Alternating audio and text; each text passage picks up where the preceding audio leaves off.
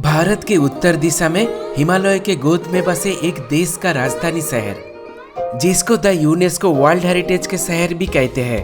ये एक ऐसा शहर जहां प्राचीन विरासतें और आधुनिकता साथ सांस लेते हैं। समुद्र से लगभग 4500 फीट के ऊंचाई पे बसे एक खूबसूरत शहर को कोई इसे मंदिरों का शहर कहते हैं तो कोई इसे जीवन संग्रहालय कहते हैं। ये है नेपाल देश के सांस्कृतिक राजधानी कैपिटल सिटी काठमांडू। आज नेपाल में हमारे तीसरा दिन आज हम लोग नेपाल के कैपिटल काठमांडू के अंदर 12 मेजर टूरिस्ट प्लेसेस जो आपको दर्शन करना चाहिए, विजिट करना चाहिए, वो सभी प्लेसेस एक के बाद एक एक्सप्लोर करने का कोशिश करेंगे। Kathmandu transportation facility, fooding facility, stay option, Nepal Kathmandu tour करने के लिए आपका कितना खर्चा होगा, ऑल डिटेल ऑफ इन्फॉर्मेशन आपके साथ ये वीडियो में वर्चुअली 1 by 1 एक्सप्लोर करने का कोशिश करूंगा।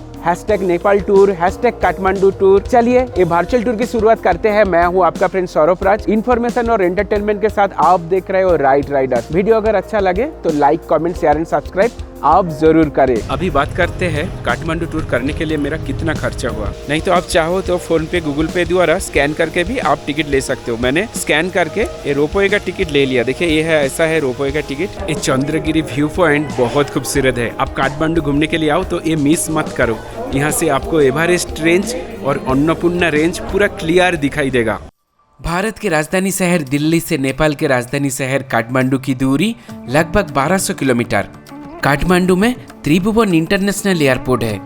अब भारत के दिल्ली, मुंबई, कोलकाता से बाई एयर आप काठमांडू पहुंच सकते हो। काठमांडू से लगभग 140 किलोमीटर के दूरी पे है बिहार के रक्सौल जंक्शन। आपका शहर से आप ट्रेन द्वारा रक्सौल पहुंच सकते हो। फिर रक्सौल से बीरगंज बॉर्डर पार करके बाई बस आप काठमांडू तक पहुंच सकते हो।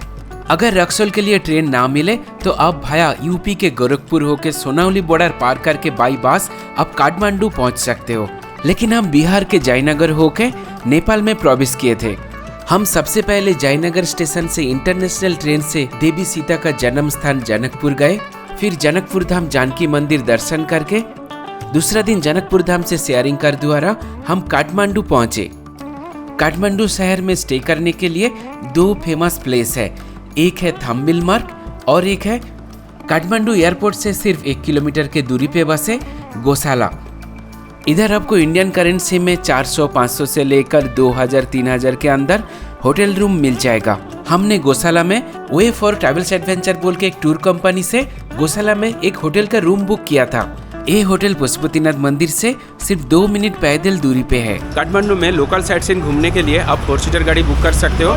4 सीटर गाड़ी चार्जेस रहेगा 9,000 to 10,000 रुपीज़। और अगर आप मेरे जैसा सिंगल हो तो आप इन ड्राइवर ऐप या फिर पाठाओ ऐप से बाइक बुक करके एक प्लेस टू और एक प्लेस पाठाओ ऐप द्वारा बाइक बुकिंग करके घूम सकते हो। आप चाहो तो काठमांडू टू काठमांडू या फिर दिल्ली टू दिल्ली एक budget friendly tour operator way for travels adventure से नेपाल के काठमांडू, पोखरा, मुक्तिनाथ के टूर अपने हिसाब से कस्टमाइज टूर प्लान करके घूम सकते हो। और आप चाहो तो शेयरिंग में भी घूम सकते हो। शेयरिंग में चार्जेस लगता है 800 नेपाली रुपीज़। उस पर 4 से 5 प्लेसेस आएगा। वो क्या क्या प्लेसेस आएगा मैं वीडियो के डिस्क्रिप्शन में दे दूंगा। मैं तो सिंगल हूँ, मैं पाठाओ ऐप द्वारा बाइक बुक करके घूमूंगा। काठमांडू घूमने के लिए आपका 2 दिन चाहिए। पहला दिन आप सुबह सुबह होटल में फ्रेश होके पहले दर्शन के लिए आ जाओ the UNESCO world heritage site Shri Pashupatinath मंदिर टोटल एरिया लगभग 247 हेक्टर। मंदिर परिसर में नॉन हिंदू प्रवेश कर सकते हैं, लेकिन पशुपतिनाथ मेन मंदिर के अंदर सिर्फ हिंदू प्रवेश कर सकते हैं। मंदिर खुला रहता है सुबह के 4 बजे से दोपहर के 2 बजे तक और दोपहर के 4 बजे से शाम को 7 बजे तक मंदिर पब्लिकली ओपन रहता है। मंदिर परिसर में है फ्री शू स्टैंड में आप अपना शू चप्पल छोड़ के मंदिर में प्रवेश कीजिए। पशुपतिनाथ मेन मंदिर के अंदर आप छोटा बैग, मोबाइल कैमरा लेके प्रवेश कर सकते हो, लेकिन पशुपतिनाथ मेन मंदिर के अंदर फोटोग्राफी और वीडियोग्राफी करने का अनुमति नहीं है। प्रतिदिन शाम को 7 बजे मंदिर परिसर बागमती नदी के किनारे आरती होते हैं। आप चाहो तो आरती में शामिल हो सकते हो। मैंने पशुपतिनाथ मंदिर के बारे में एक अलग से वीडियो बनाया है। आप चाहो तो अलग से वो पशुपतिनाथ मंदिर के वीडियो देख सकते हो। वीडियो लिंक आपको नीचे डिस्क्रिप्शन में मिल जाएगा। आज हम मंदिर में प्रवेश करके दर्शन नहीं करेंगे। कल है सोमवार, कल सुबह आके हम लोग मंदिर के अंदर प्रवेश करके दर्शन करेंगे। और चलिए अभी नेक्स्ट डेस्टिनेशन चलते हैं। पशुपतिनाथ मंदिर के बाद अब हमारे नेक्स्ट डेस्टिनेशन बुधा नीलकंठ महादेव। यहाँ से बुधा नीलकंठ महादेव की दूरी लगभग 8 किलोमीटर। हम यहाँ से पाठाओ ऐप द्वारा एक बाइक बुक करके मंदिर तक जाएंगे। हम पाठाओ ऐप से बाइक बुक कर रहे थे, लेकिन हमें पशुपतिनाथ मंदिर गेट के सामने बस स्टैंड से बुधा नीलकंठ मंदिर जाने के लिए हमें पब्लिक बस मिल गया था। मंदिर के सामने से नीलकंठ टेम्पल जाने के लिए हमें बसेस मिल गया है। हमने जो पाठाओ ऐप से बुकिंग किया था वो मैंने कैंसिल कर दिया। बस में आपका किराया लगेगा ओनली 30 रुपये। और ये देखिए, ये है नेपाल के लोकल बस। और यहाँ का बस स्टैंड देखो, बस स्टैंड कैसा है, लकड़ी से बना पैगोडा स्टाइल के डिज़ाइन में बने हैं इधर के बस स्टैंड।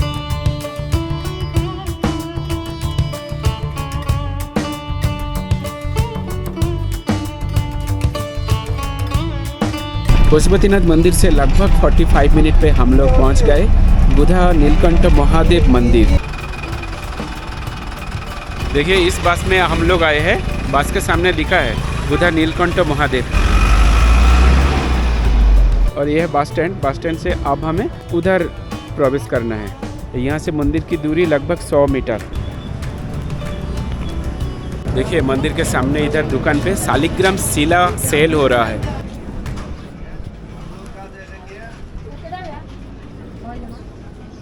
नेपाल के कालीगंडों नदी में ये शालिग्राम शिला मिलते हैं। छोटा साइज शालिग्राम शिला का प्राइस था 100 रुपये नेपाली करेंसी में, और बड़ा साइज शालिग्राम शिला का प्राइस था 500 रुपये नेपाली करेंसी में।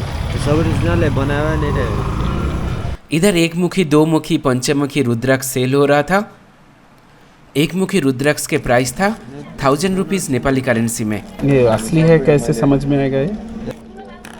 प्लास्टिक का रुद्राक्ष आँख पकड़ लेता है, लेकिन जो ओरिजिनल है उस पे आँख नहीं लगती। दुकानदार इस तरह से जांच करके रुद्राक्ष बेच रहा था। ये छोटा छोटा पेड़ है रुद्राक्ष के।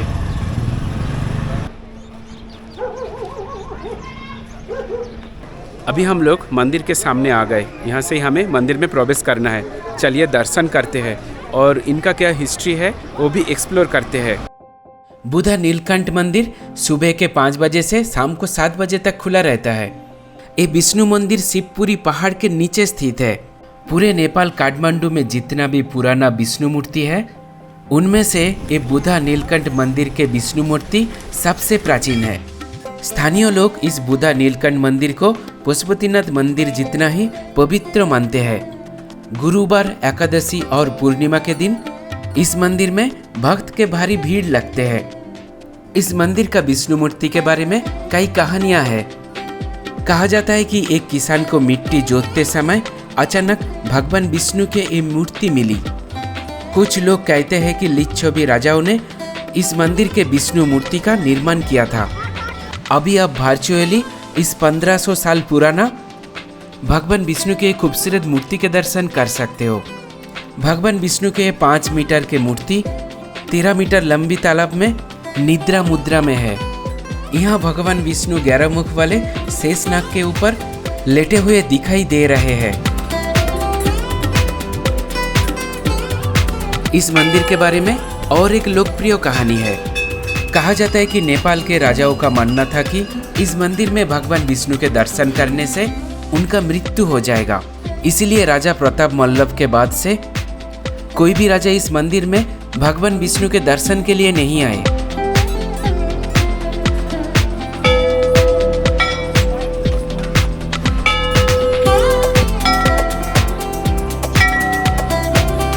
इस मंदिर परिसर में कई छोटे बड़े मंदिर हैं। स्थानीय लोग बुधा नीलकंठ विष्णु के दर्शन के बाद उस सभी मंदिर में जाके दर्शन पूजन करते हैं।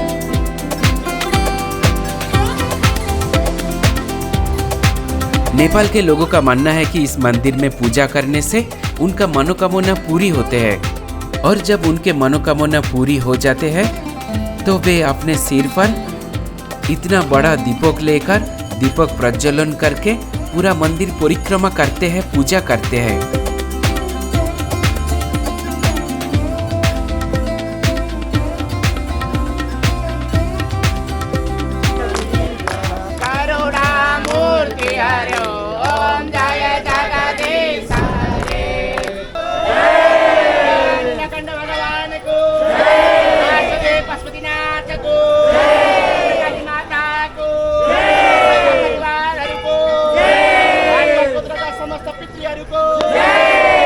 बुद्धा नीलकंठ भगवान के दर्शन हो गया। अभी चलिए नेक्स्ट डेस्टिनेशन चलते हैं। अब हमारे नेक्स्ट डेस्टिनेशन कोपेन मोनेस्ट्री और यहाँ से दूरी लगभग 6 किलोमीटर। हम पाठाओएब द्वारा कोपेन मोनेस्ट्री जाने के लिए अपना राइड बुक किया और उसके लिए हमें नेपाली में 138 रुपीज़ पे करना है।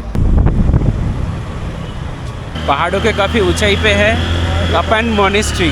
हम लोग काफ़ी ऊपर आ गए नीचे से। अभी हमारे ऑल्टीट्यूड है लगभग 4500 फीट। बुद्धा नीलकंठ महादेव मंदिर से लगभग आधे घंटे में हम लोग कोपेन मोनेस्ट्री पहुंचे, लेकिन आज मोनेस्ट्री बंद था। मोनेस्ट्री खुला रहता है सुबह के 9 बजे से शाम को 5 बजे तक। ये मोनेस्ट्री ऐसा हमेशा बंद रहता है। आप चाहो तो विजिट कर सकते हो, नहीं तो ये आप स्किप कर सकते हो।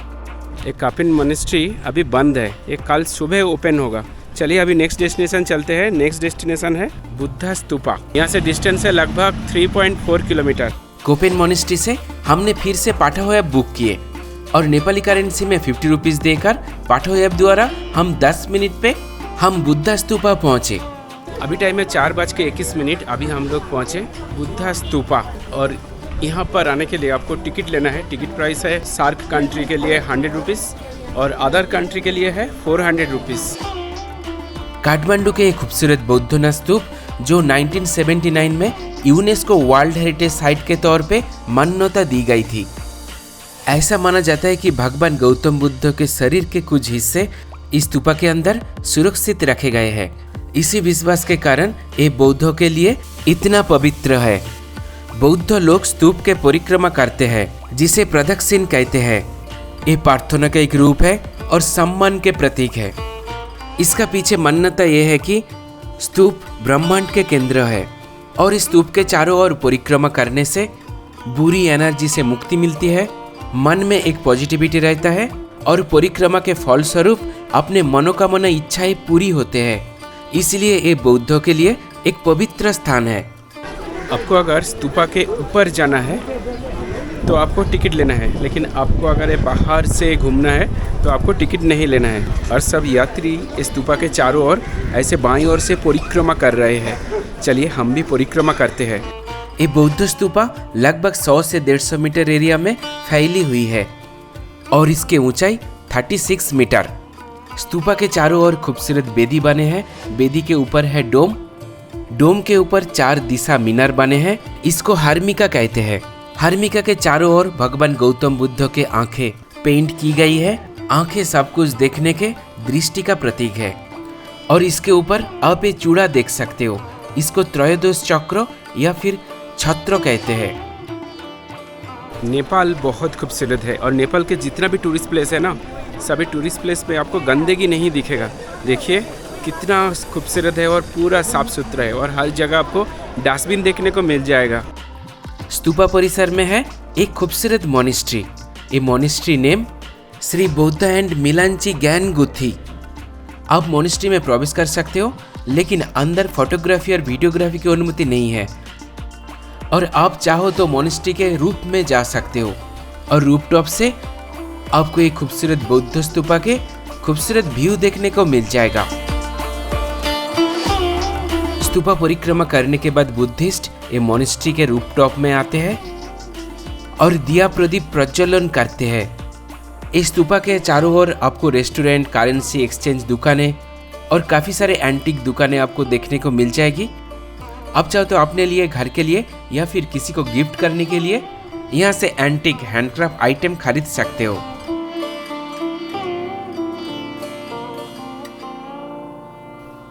बौद्ध स्तूपा के बाद अब हमारे नेक्स्ट डेस्टिनेशन थामिल मार्ग। स्तूपा से दूरी लगभग 7.8 किलोमीटर।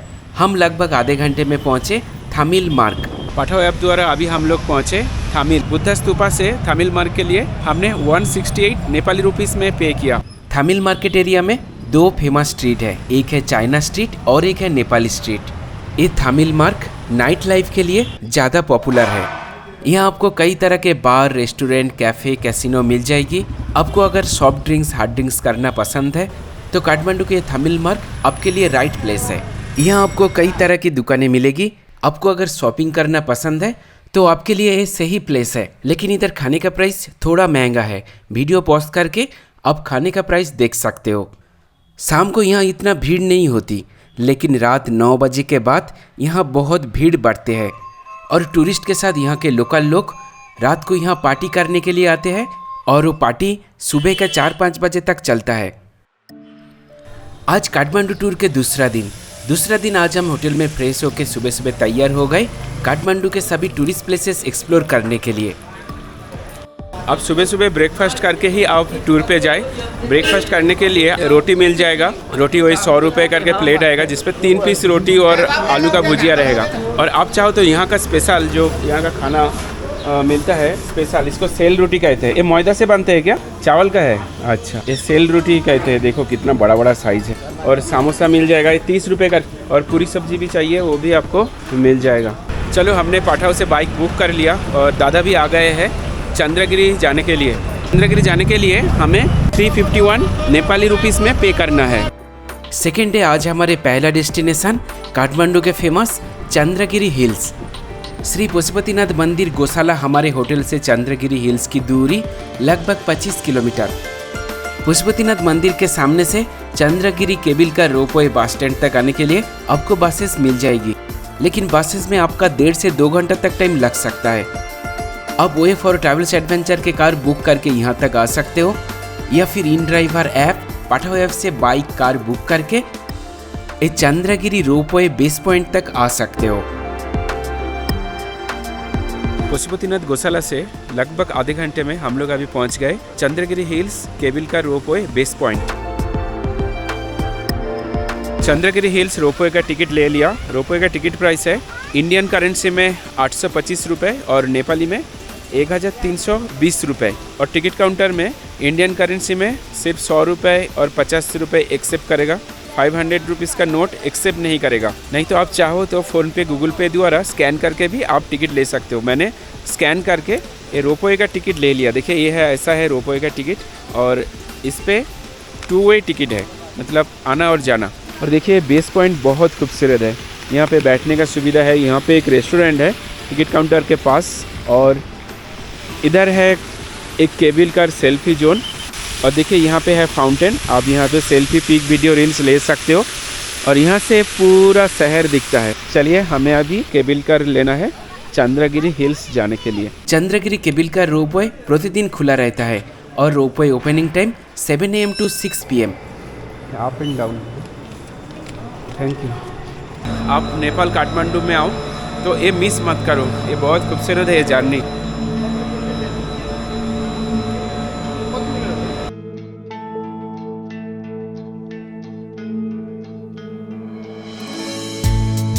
चलिए बैठ गए।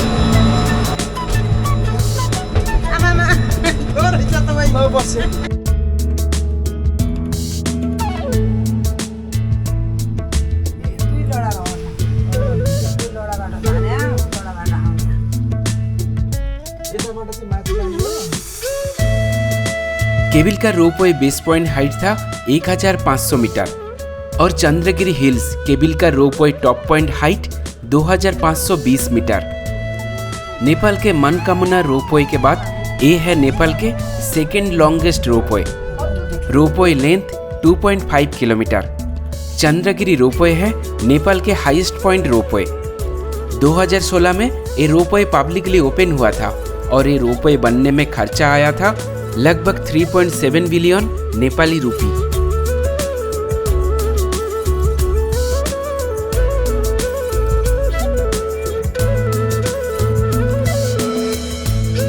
एक रोपवे केबल कार के अंदर at a time 6 passenger 6 tourist travel कर सकते हैं और ये रोपवे से आप खूबसूरत चंद्रगिरी हिल्स के खूबसूरत व्यू देख सकते हो।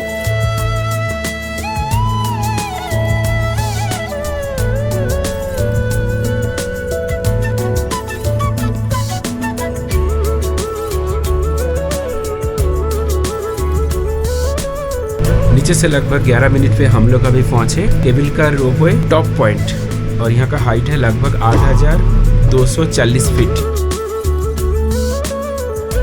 चंद्रगिरी रोपवे दोपहर 12 बजे से 1 बजे तक बंद रहता है। चंद्रगिरी हिल्स में है एक रिसोर्ट और रिसोर्ट तक जाने के लिए यहाँ पर बैटरी ईवी कार है और ये केबिल कार टॉप पॉइंट से हिमालयन माउंटेन के टॉप 9 पीक दिखते हैं। लेकिन ऊपर और एक व्यू पॉइंट है, वहाँ से हमें ये 9 पीक पूरा क्लियर दिखाई देगा।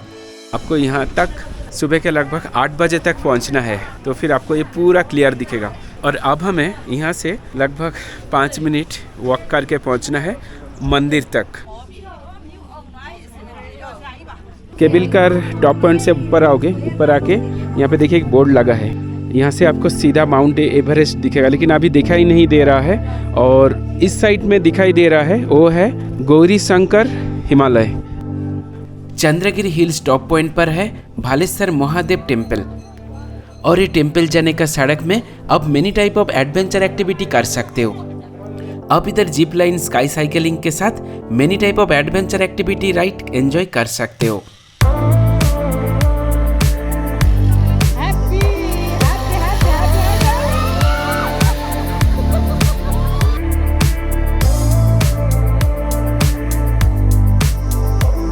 हम लोग अभी पहुंच गए भालेश्वर महादेव टेम्पल।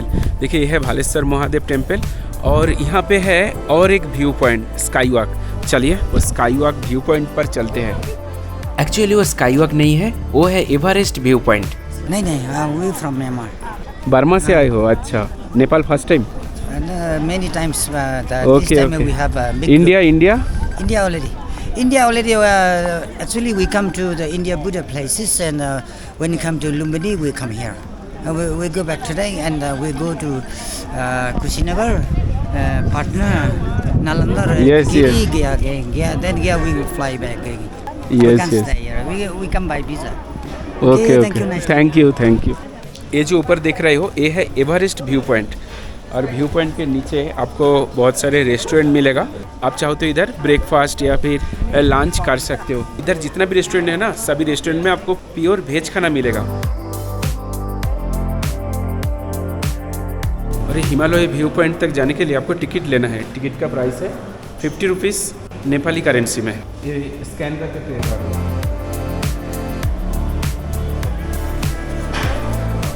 हमारे टिकट चेक हो गया। अभी चलिए एवरेस्ट व्यू पॉइंट टावर पे चलते हैं।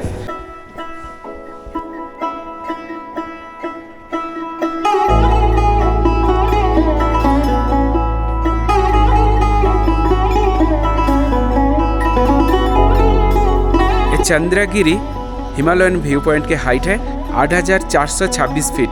ये चंद्रगिरी व्यू पॉइंट बहुत खूबसूरत है। आप काठमांडू घूमने के लिए आओ तो ये मिस मत करो। यहाँ से आपको एवरेस्ट रेंज और अन्नपूर्णा रेंज पूरा क्लियर दिखाई देगा। डिस्टेंस व्यू है, यहाँ से आप देख सकते हो माउंटेन को।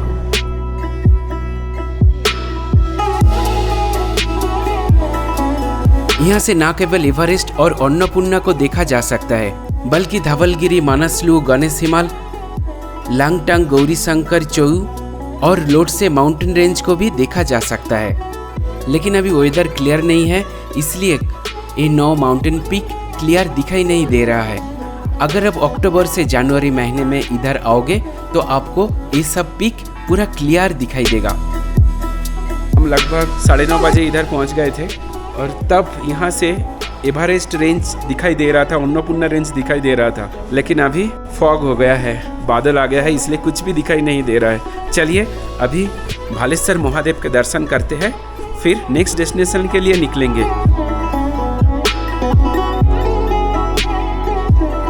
मंदिर के नीचे है शू स्टैंड। यहाँ पे आपको शू खोल के मंदिर में प्रवेश करना है, और इधर आपको फूल प्रसादम मिल जाएगा। आप यहाँ से फूल प्रसादम लेके मंदिर में जाके पूजा दे सकते हो। और मंदिर के अंदर फोटो और वीडियो करने का अनुमति नहीं है। यहाँ के लोकल लोगों का कहना है ये भालेश्वर महादेव के मंदिर देवी 51 शक्तिपीठ के अंदर ये एक प्रमुख शक्तिपीठ। इधर माँ सती के लौलाट गिरा था। नेपाली पैगोडा स्टाइल में बने हैं एक खूबसूरत मंदिर। लकड़ी, पत्थर, पीतल और लोहा देकर ये पूरा मंदिर को डिजाइन किया गया है। शिवरात्रि और सावन के महीने में ये मंदिर में काफी ज्यादा भीड़ होता है। और देखिए मंदिर में आपको संजीवनी पेड़ दिखेगा। देखिए हमारे उधर जो मिलता है ना, पानी में देने से वो जिंदा हो जाता है, ये है वो संजीवनी। चंद्रगिरी हिल्स भालेश्वर महादेव के दर्शन करने के बाद हम लगभग 1 घंटा तक वहां पर रुके। फिर टिकट शो करके रोपवे द्वारा हम नीचे आ गए थे। दोपहर के बाद इधर बारिश हो सकते हैं, इसलिए आपको सुबह सुबह यहाँ पर दर्शन के लिए आना है, फिर नीचे आ जाना है। अब हमारे नेक्स्ट डेस्टिनेशन स्वयंभू महाआचार्य और यहाँ से डिस्टेंस है लगभग 10 किलोमीटर। हमने पाठा ऐप से फिर से बाइक बुकिंग किया, लेकिन रोपवे का नीचे से बेस पॉइंट से उधर से बुकिंग नहीं मिला मुझे। हम लोग थोड़ा सा नीचे आ गए, 100-200 मीटर नीचे से हमें बुकिंग मिल गया है। इसके लिए हमें पे करना है 233 रुपये इंडियन करेंसी में।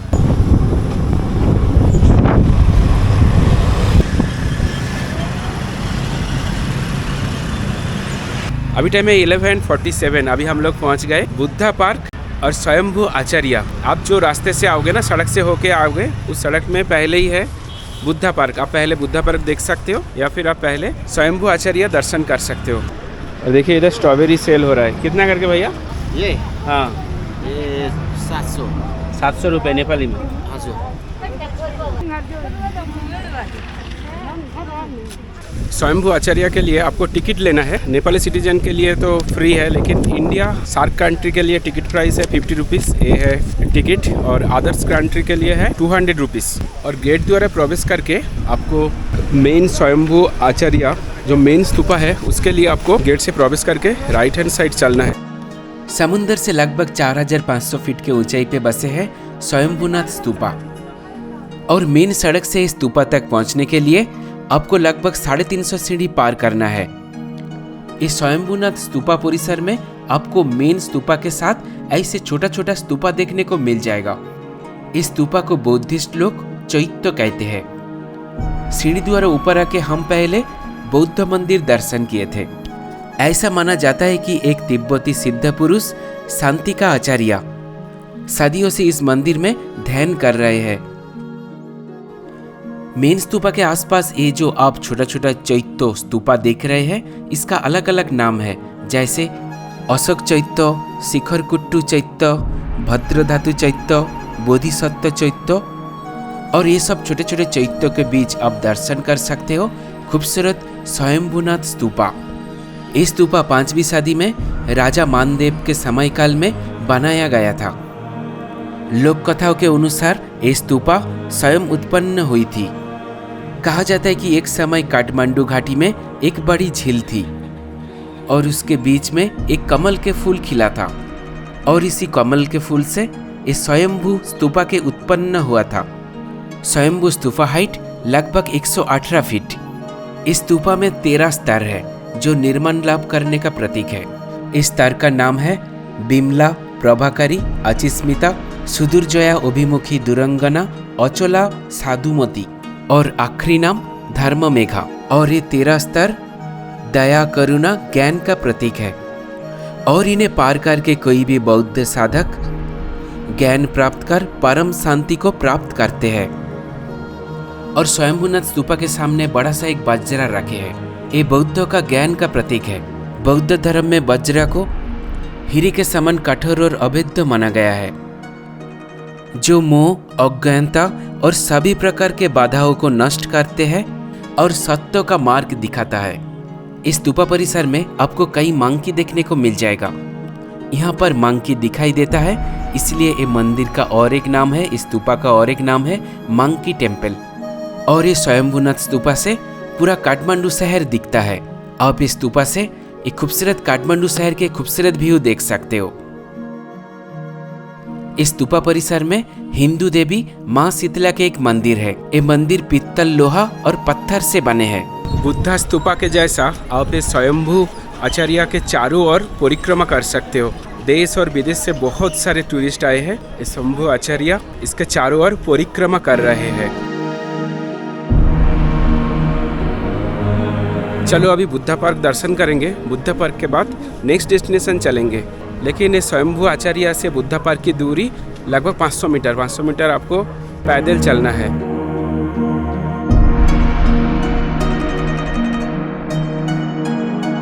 दो मिनट पैदल चल के अभी हम लोग पहुंचे बुद्धा पार्क। चलिए दर्शन करते हैं।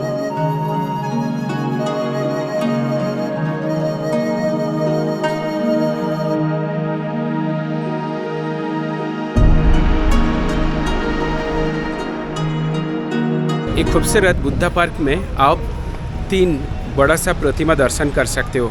जो एकदम राइट हैंड साइड में है वो है गुरु पद्मसंभवा, और बीच में है भगवान बुद्ध, और लेफ्ट हैंड साइड में है चेंजरी जिंग। चलो अभी नेक्स्ट डेस्टिनेशन चलते हैं। नेक्स्ट डेस्टिनेशन काठमांडू दरबार स्क्वायर। यहाँ से दूरी लगभग 2.8 किलोमीटर।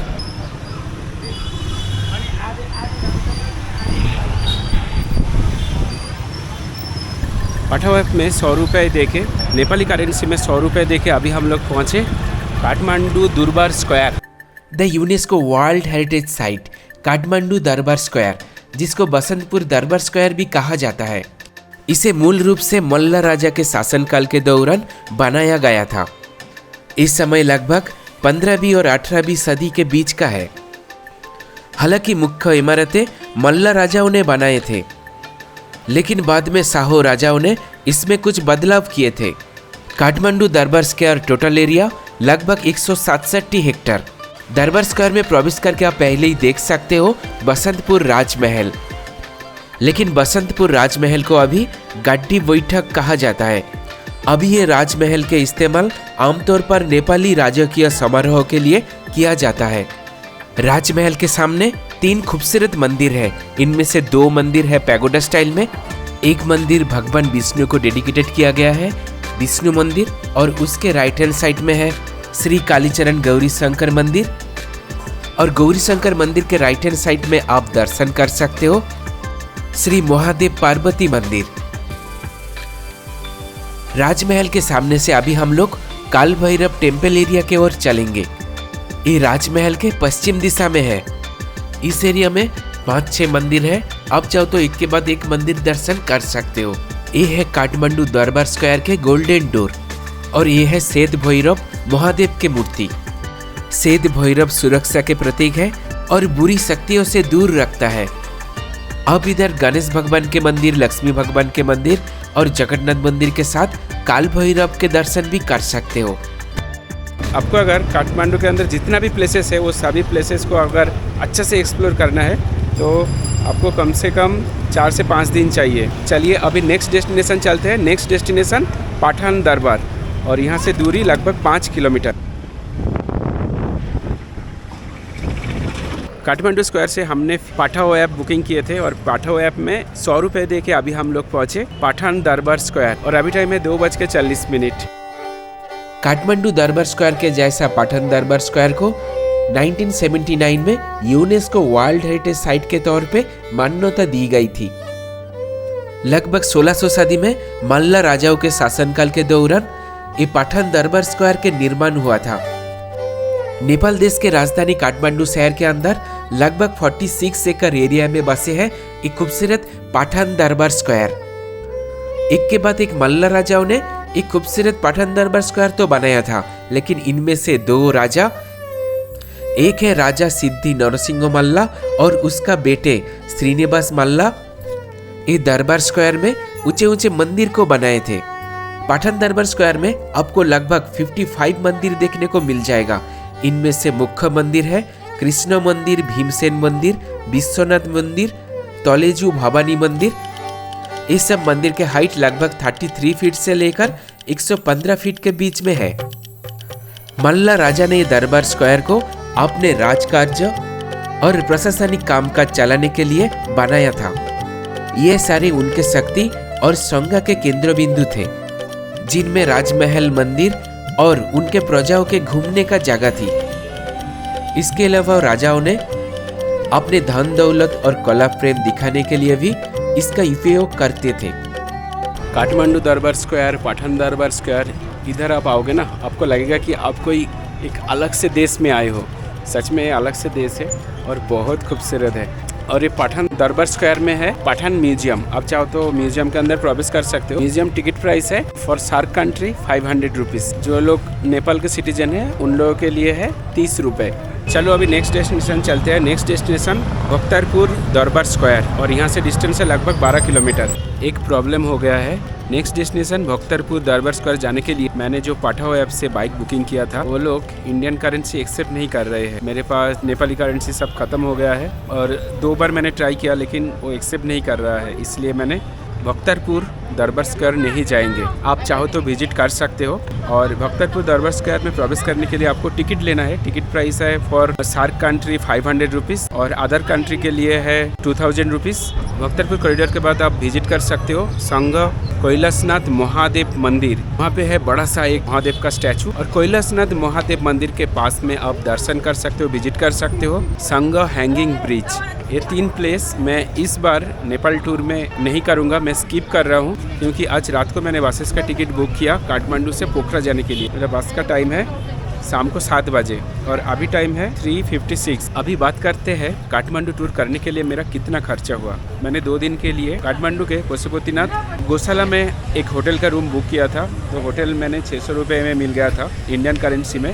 2 दिनों का होटल का खर्चा था 1200 रुपये और खाना पीना और इधर उधर जाना आना जाना मिला के सब कुछ मिला के मेरा 2 दिन का खर्चा हुआ है 3900 रुपये इंडियन करेंसी में। अगर आप 2% 4% टूर करोगे तो उसी हिसाब से आप कैलकुलेट करके देख लेना आपका कितना खर्चा हुआ। मैं सिंगल पर्सन हूँ इसलिए मेरा इतना खर्चा आया है 3900 रुपये। Nepal tour related, Kathmandu tour related आपको अगर मेरे को कुछ क्वेश्चन पूछना है तो आप कमेंट करके पूछिए, मैं आपका हर एक क्वेश्चन का आंसर करने का कोशिश करूँगा। चलिए ये वीडियो हम लोग यहाँ पे एंड करते हैं। आपसे जल्दी मिलते हैं नेक्स्ट ब्लॉग में। तब तक के लिए बाय आप सभी को। आप लोग अच्छा रहे, खुश रहे, सुस्त रहे।